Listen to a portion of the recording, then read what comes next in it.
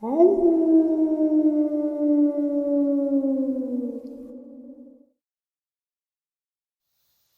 and salutations, everyone. I hope everyone is still doing well, and welcome to, depending on wherever you may live or however you choose to read your clock this early morning, middle of the night bonus upload. Before we jump into it, a couple quick links. As many of you know, I rely on Patreon, PayPal, channel membership, and the merch to help the channel to continue to grow and go. Links to Patreon, PayPal, and channel membership is in the description below. Merch displayed directly under the video. Also, Dogman Frightening Encounters, Volume 1 through 3, the audiobook versions. They were written and researched by Tom Lyons, narrated and produced by me, Jeff Nadolny. Those audiobooks are available on Audible, Amazon, and iTunes, links to which are also in the description as well. And finally, last but definitely not least, if you'd really like to help support this channel to continue to grow and go, simply subscribe. It does not cost a cent. Click the like button, takes half a second.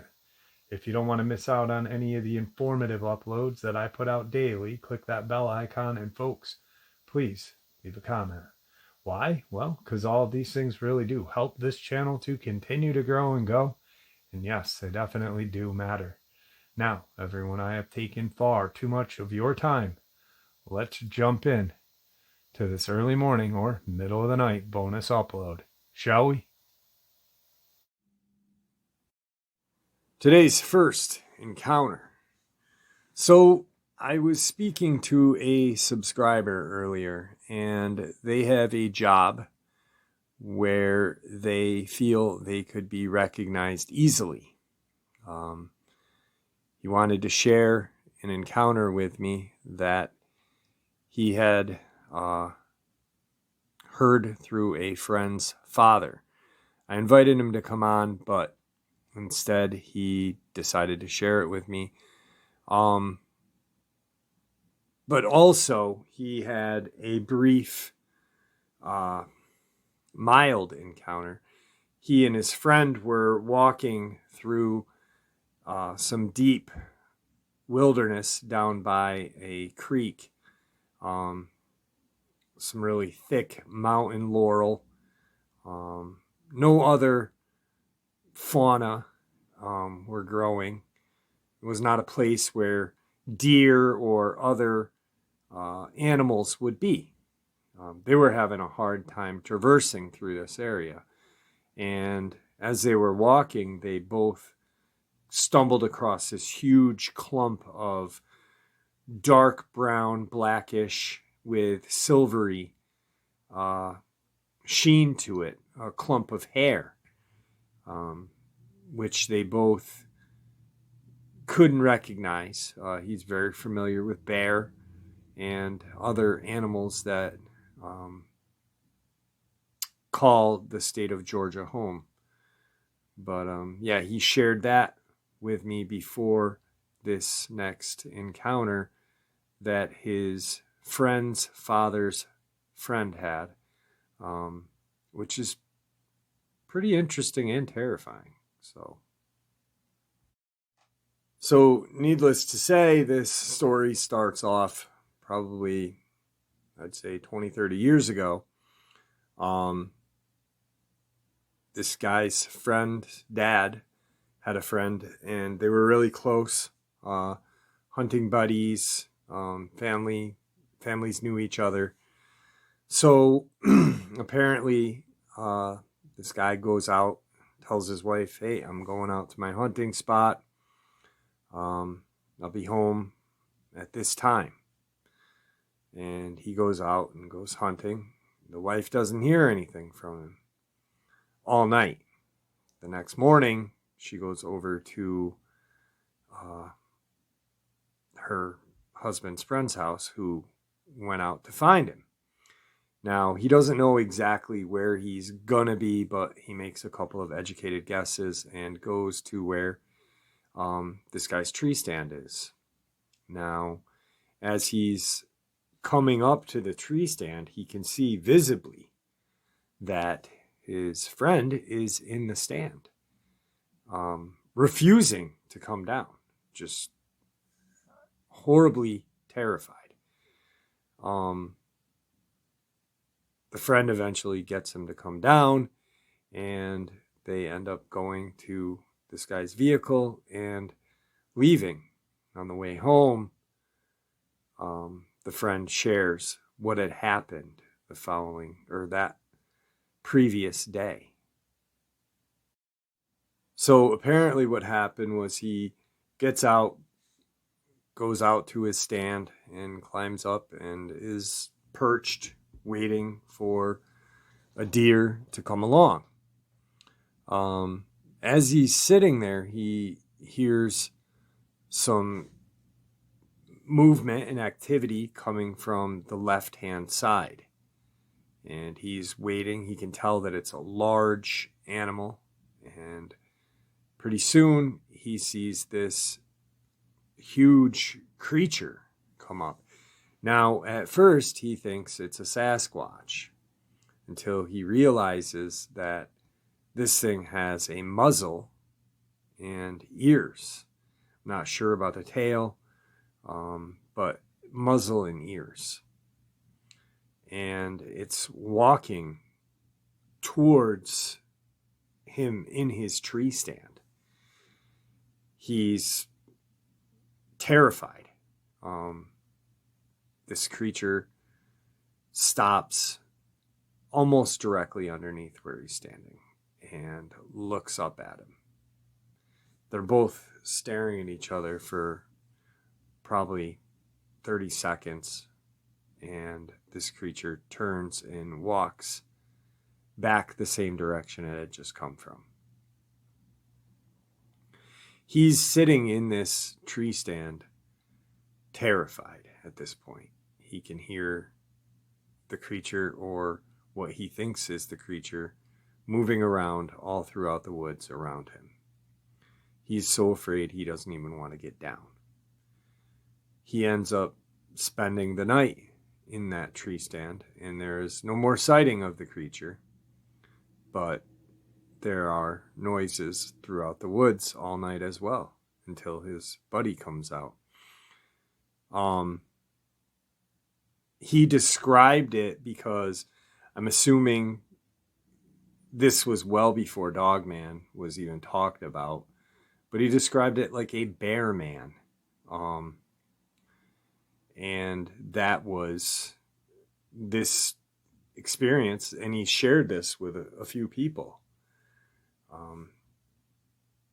Now, this brings me to an interesting kind of subject, topic, whatever. But Tim Coonbo Baker, who I've had on my channel, who I admire. I don't like calling anyone an expert in this field, but if I were to have to call anyone an expert, it would be him. Yeah, Victor is an expert in killing these creatures, but scientifically and studying them, Coonbo would be who I would consider an expert. Very humble man. He doesn't consider himself an expert. He's always learning. But he came to the realization that in the 70s and 80s, as he's taking these cases and talking to these people who have seen these Sasquatch, one day it dawns on him, and he realizes that he has misidentified some of the stories that he has heard from people that he's interviewed. And then Coonbo comes up with his chart or catalog, what have you, of the cryptids that he has studied. And he believes there are 4. Now, with him, I will trust his... I really admire Coonbo. Brilliant guy. I've talked to him numerous times about cryptids and other things beside cryptids. So I know where he's been, what he's seen, what have you. And I take his classification a lot more serious than the classification of this one that's out there from a person who has never had an encounter and never seen one, but yet feels that he is knowledgeable enough in this to make a classification chart with type 1 variant B, which is kind of stupid. But Kuhnbo's is 4, and it's very simple. There's the East Coast Sasquatch, which is smaller in stature, pretty aggressive, but not really. And it's on the East Coast, probably goes out a little ways throughout the country, but that's one of his. Then there's the Pacific Northwest. Now, the Pacific Northwest is larger, much larger, and more aggressive. And through encounters that we have all heard and listened to or read about, these squatches going all the way from Northern California up to Alaska through Canada are just ginormous mountain giants.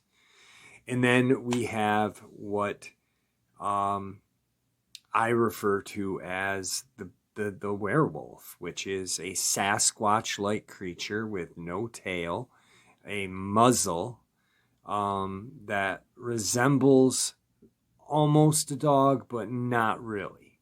There's no tail. It's got the ears on top of its head. Very aggressive and very intelligent. And then the Dogman, which is the hocked legs, the tail, the aggressive, pointed ears, long muzzle. And that's what Kuhnbo's chart is. And it's very simple. And it makes a lot of sense to me.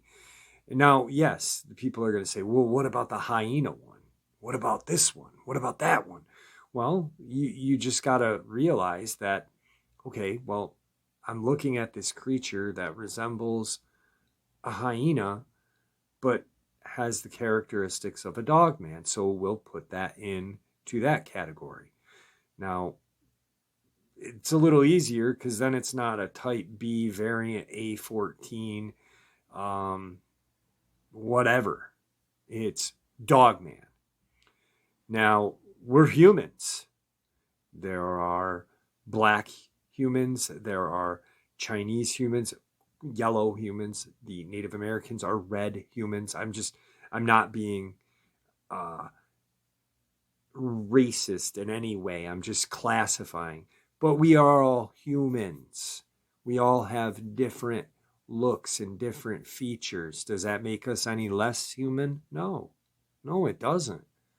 We're from different places in the country or world, but we all have the human DNA. Why not classify us? Like, oh, well, he's from Guam, or she's from Indonesia, so she is a human variant 14B. Well, that's stupid.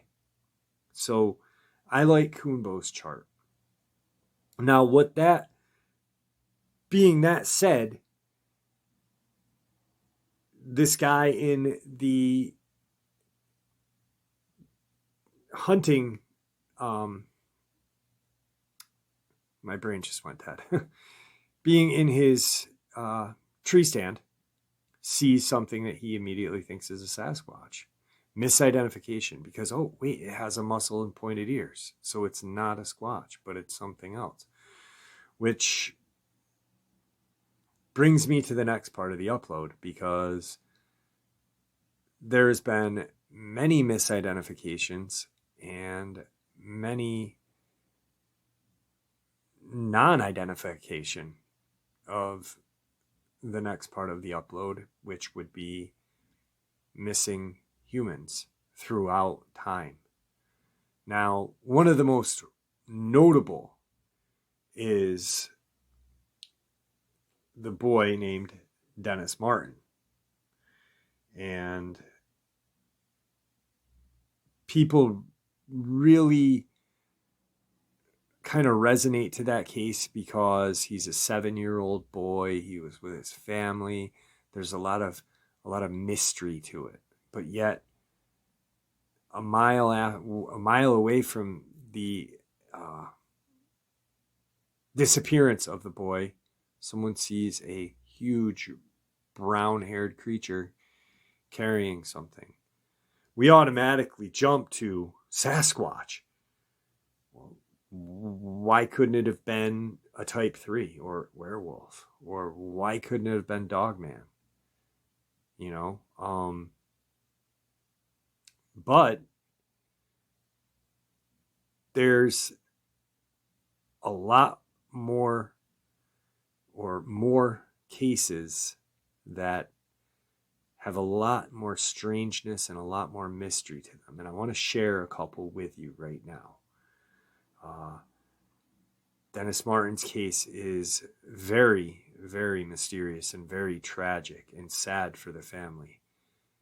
And it's terrible when children go missing. So let's get into this next part. Each year, there are thousands of search and rescue incidences logged across National Park System. They typically involve missing hikers, visitors who have gotten injured, boating accidents, and climbing incidents. Far and away, the bulk of these incidents are quickly resolved, usually in less than a dozen or so hours. During 2007, for instance, a National Park Service reported 3,593 search and rescue incidents. Of those, 2,566 individuals were uninjured. Another 136 died. Rarely do search and rescues go unresolved, but in 2007, there were 19 cases where the individual who spurred the search was never found. Such unresolved cases grow cold over the years, but never forgotten. One from 1969 in the Great Smoky Mountain National Park seems fresh and painful in the minds of some of the rangers who participated in the search. The search in Utah that took place a few years ago for the Bardsley boy just brought back memories of Dennis Martin. Big-time memories of Dennis Martin's search recalls Larry Nielsen, who was the Cadiz Cove District Ranger in 1969. It was so similar in so many ways. In Utah that took place a few years back for Bardsley boy just brought memories of Dennis Martin for me. Big-time memories of Dennis Martin's search recalls Larry Nielsen, who was the Cadiz Cove District Ranger in 1969. It was so similar in so many ways. Garrett Bardsley was a 12-year-old Boy Scout who vanished without a trace during a camping trip in the Uinta Mountains in 2004. While fishing by a lake with his dad, he got his feet wet, headed back to camp a short distance away, and never came back. 35 years separated the disappearance of Garrett Bardsley and Dennis Martin. The cases were similar. And the frustration and puzzlement they exacted from those who went searching.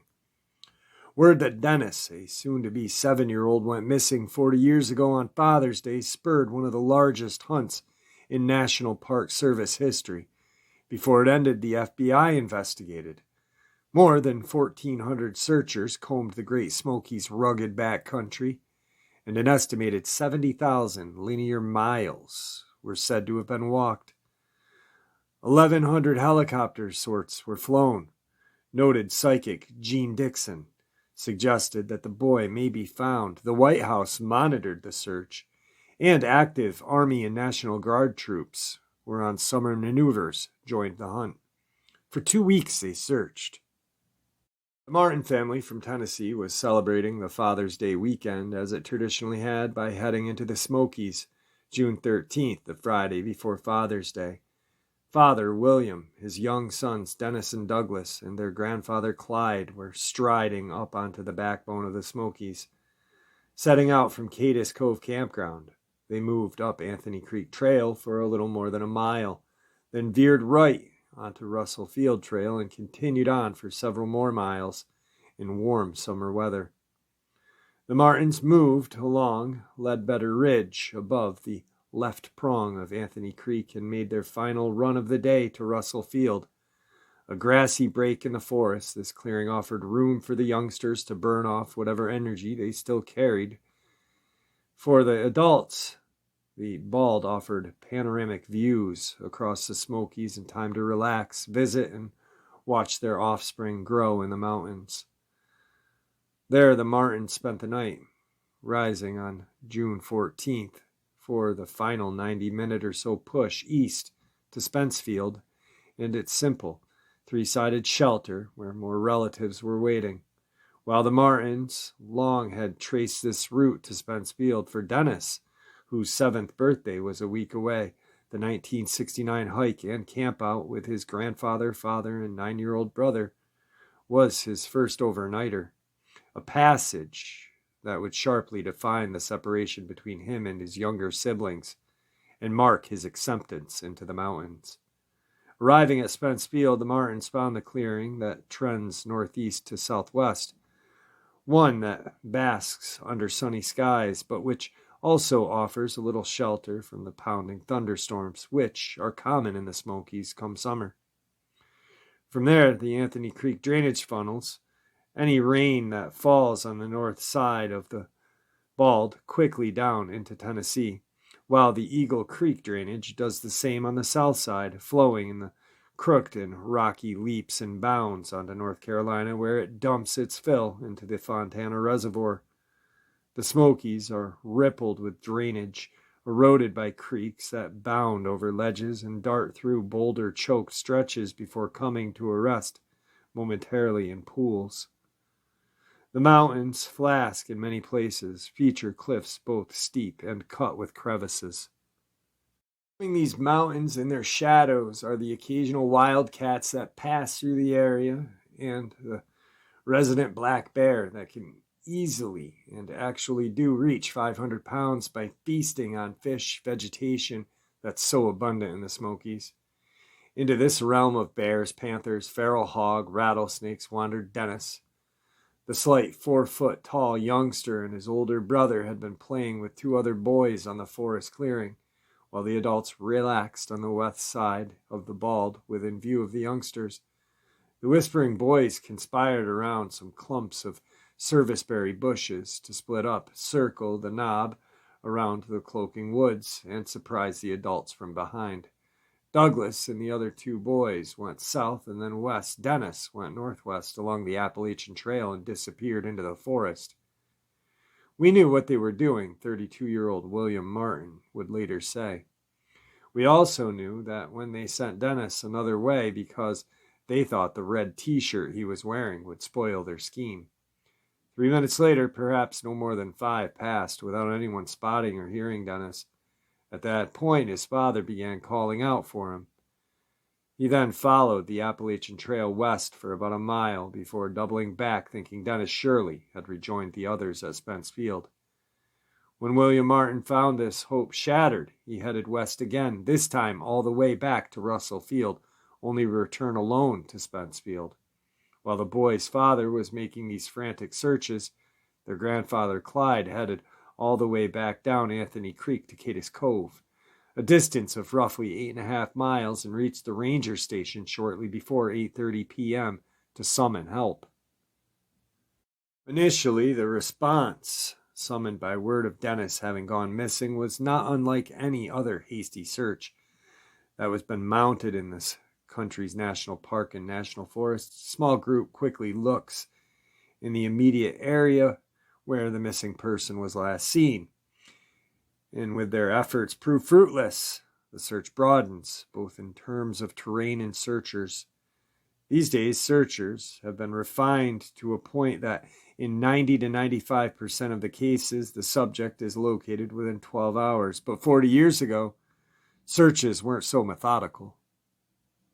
The hunt for Dennis Martin turned into the largest to date search and rescue mission in the Park Service history. Spence Field would turn into a literal military base with landing zones cut from the surrounding forest. Park Service staff quickly became overwhelmed by the turnout of volunteers and struggled to manage them. Complicating the search was Dennis was rain. More than 2.5 inches of rain and possibly 3 inches in and around Spence Field fell throughout the night. The aftermath not only challenged searchers the following morning, but it would confound them by the ensuing days. That Dennis Martin became lost was not that unusual. Thousands of national park visitors find themselves lost or injured and need rescuing by rangers every year. More often than not, those searchers have conducted in the mountainous setting above 5,000 feet. Some settings, such as the Great Smoky Mountain National Park, feature dense, confusing, and cloaking thickets of vegetation that can trap you if you stray from the established trail. Other landscapes can lead you astray with maze-like canyons or trails that lead through fins of rock and scurry across featureless, slick rock. Some who go lost become confused and disoriented by hypothermia, heat exhaustion, altitude sickness, and some are trapped by water. Where had Dennis Martin wandered off, and how come other hikers in the area did not see him? In hindsight, Martin's case came to be an example of how not to conduct a search and rescue mission. Too many people were on the ground without proper supervision. A strong overhead team was not in place to direct operations. Search training, perhaps, had not been practiced as much as it is today, and certainly was not perfected. For 2 weeks, the active search dragged on. At one point, 71 Green Beret were engaged, living in the mountains, eating rattlesnake they came upon in their fruitless search for Dennis. The park spokesman at one point, no doubt, in the moment, he had later wished he could erase, practically promising that the boy would be found. He may be a little bit the worse for wear after being out in the open so long, but I am confident we will find him. Officials finally had to admit it was fruitless to continue the hunt after crews intensively covered nearly 60 square miles of the park's backcountry. The boy's family, refusing to believe he died in the mountains, offered $5,000 reward for information leading to his whereabouts. It went unclaimed. Ask Larry Nielsen today where he thinks Dennis Martin is, and he will answer this quick and short. I think he's up there, he replies, referring to the thicket-tangled spine of the Appalachians. At around 8 a.m., Friday, August 20th, 2004, 12-year-old Garrett Bardsley and his father, Kevin, got up early. While on a Boy Scout camping trip, they headed down to the nearby lake in the Uinta Mountains in Utah for some fishing. The father and son lived in Elk Ridge and were camping with 18 scouts and 6 or 7 adults for Thursday, August 19th, and had planned to leave Saturday. Garrett managed to get his shoes, pants, and socks soaked with water while fishing, and he told his dad he wanted to walk back and change at camp because he felt uncomfortable in the wet clothes. He told his dad he wouldn't be long and would soon be back to the lake to try to land a fish for breakfast. The rest of the Boy Scout group were camping just up the hill, a mere 150 to 250 feet away. They had walked that trail several times before, so Kevin let his son head back to camp alone while he continued fishing. He really thought it was no big deal. Just in case, Kevin kept his eyes on Garrett as he walked around the lake, and even shouted directions, reminding Garrett which path would lead him straight back to camp. Then after 20 minutes or so, Kevin wondered what had taken his son so long to get back. He decided to return to camp and see what happened. And Garrett was nowhere to be found. None of the other Boy Scouts had seen him. A huge search of the area with hundreds of official and unofficial searchers turned up nothing apart from one of Garrett's Nike socks. The ice fishing pole he was carrying when he left his father was never located. What happened to Garrett? Abduction, animal attack, or something more? Hubert Lake is a lake in the Uinta Mountains in Summit County, Utah, within the Camas Range District, about 3,500 feet northwest of Mount Marcel. The lake is at an elevation of 10,426 feet. It was less than a quarter of a mile from the lake on a well-established path that connected with a road another quarter mile away. A family friend said the distance to the camp from where they had been fishing was no more than 150 paces distance. More than 200 volunteers and search and rescue team members searched into the night on Sunday, August 21st, for Garrett, who was wearing a black hooded sweatshirt, reversible black and red sweatpants, and white Converse tennis shoes. Additional search and rescue teams from Cache County joined the teams from Utah, Salt Lake, and Duchesne counties. He had no provisions or a backpack, but was carrying a short black and chrome ice fishing pole when he vanished. Hundreds of volunteers and personnel from Summit County Sheriff's Office searched on foot, horseback, with dogs, and this effort was scaled back to more than 50 professional search and rescue personnel working on foot after this. The only evidence that searchers found was Garrett's Nike sock a half a mile from the spot where he disappeared in a granite boulder field.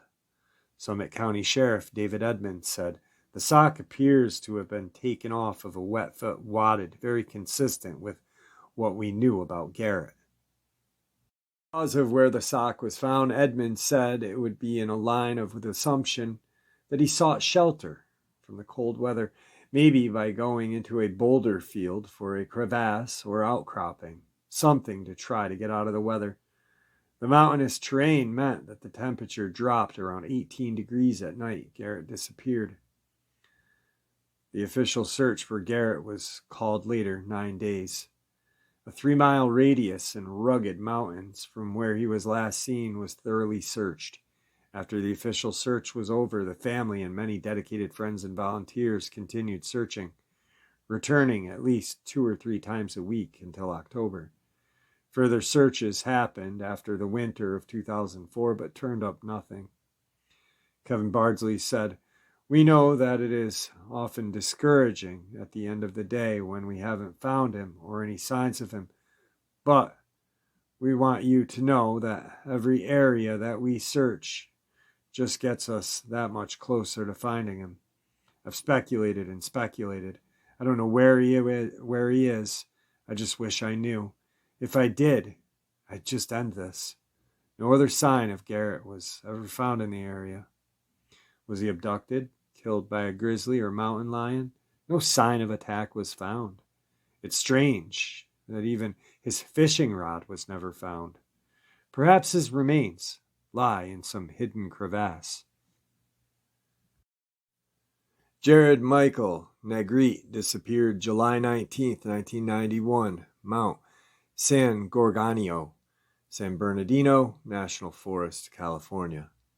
12-year-old Jared Michael Negrete was a Boy Scout who was on his first overnight backpacking trip. He was last seen on Friday, July 19, 1991, at about 6 p.m. when he fell behind his fellow scouts on a hike to the summit of 11,500-foot Mount San Gorgonio in San Bernardino National Forest, Southern California. An extensive search turned up only some candy wrappers and a camera with a haunting image of Jared on it. 30 years later, despite the large search and follow-up hikes into the area by amateur investigators, no remains have been found. Many are asking why a scout leader would leave Jared alone on his first trip while he and the other scouts completed their hike. San Gorgonio Mountain, also known as Old Grayback, is the highest peak in Southern California, and the traverse ranges at 11,503 feet. It's in the San Bernardino Mountains, 27 miles east of the city of San Bernardino. It lies within the San Gorgonio Wilderness, part of the Sand and Snow National Monument managed by the San Bernardino National Forest. Jared, 12-year-old, was an 8th grader with Hispanic background who lived in El Monte in LA County, California. He had black hair, brown eyes, 5'2", 150 pounds. He was wearing a tan-colored t-shirt, which may have been a Boy Scout-styled, green Boy Scout pants, and a pair of black high-top pro-wing sneakers. He had a small birthmark on his right cheek, wore glasses with brown plastic rims. He was carrying a 2-quart canteen of water. July 19th, 1991, Jared was on a trip with his scout troop to an area close to the summit.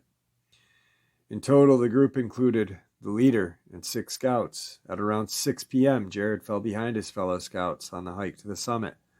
Another group of hikers spotted Jared staggering behind and notified the scout troop leader at the summit. They had seen him. He was shortcutting the switchbacks on his way up the trail and was told not to and stay on the trail.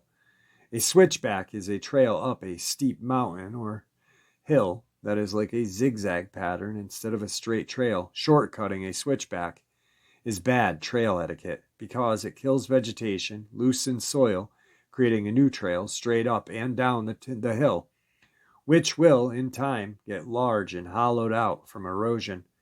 However, the scout leader, an experienced hiker, said he would pick up Jared on the way down. When the leader finally was able to descend the mountain to pick Jared up, he was nowhere to be found.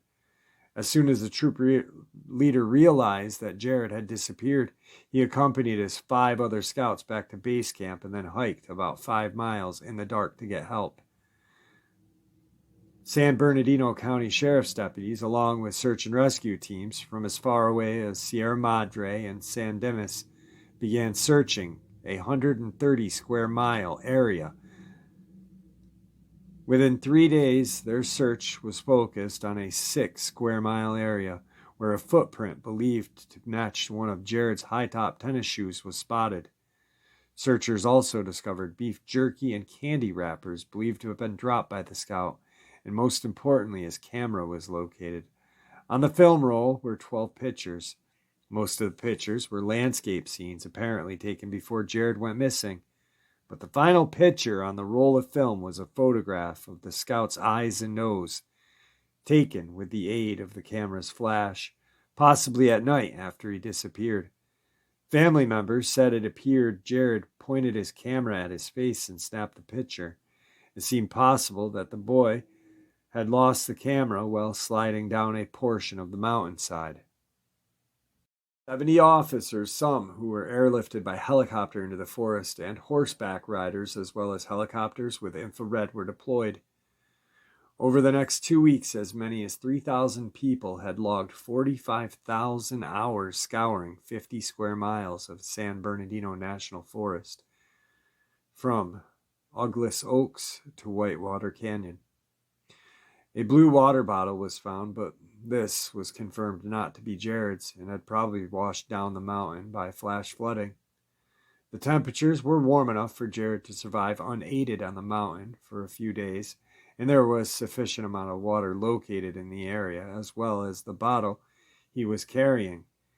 It seemed he did have a limited amount of snacks with him.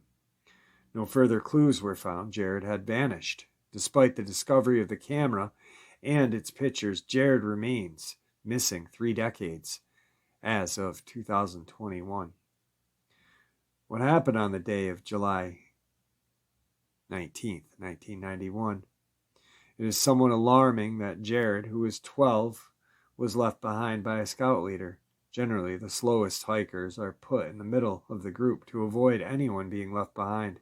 Leaving a scout on his first trip away to wait from others to finish their hike would nowadays be considered risky or even negligent. I just want to cut in really quick. I was in Boy Scouts, and 91, I was 15. So prior to that, like 88 when I stopped Boy Scouting, and went to the Explorers. I was a Life Scout. I stopped Boy Scouting when I was 15. It was common for hikers and Boy Scout when we were going on hikes, stragglers. It was common. Things are different nowadays. The world is full of snowflakes, full of just, I don't know. But, it was back in the day when kids drank out of the garden hose and pissed behind a tree. Boys were boys, and they just messed around while scouting. Chances are, we don't know really the time difference of Jared being away from the troop. But obviously, how worried were these hikers that stumbled upon him? Why not take him up the summit if you were that worried? And how far could he have fallen behind? For God's sakes, we used to have a heavier set kid, and we would go on these hikes in the Adirondacks. We would hike these old fire trails and come up to, these old fire towers and stuff like that. Just, deep in the Adirondacks, so deep that there was nothing around for a good 50, 60 miles, 100 if you want to really get into that. But it was not that uncommon. And this kid who was, a little slower than us, he would always catch up. Why? Because he kept going. It's obvious that he was going. Jared was seen zigzagging, trying to make it up there. So during this, something took him out, took him off that friggin' mountain and brought him somewhere. Anyway, back to this. I'm sorry.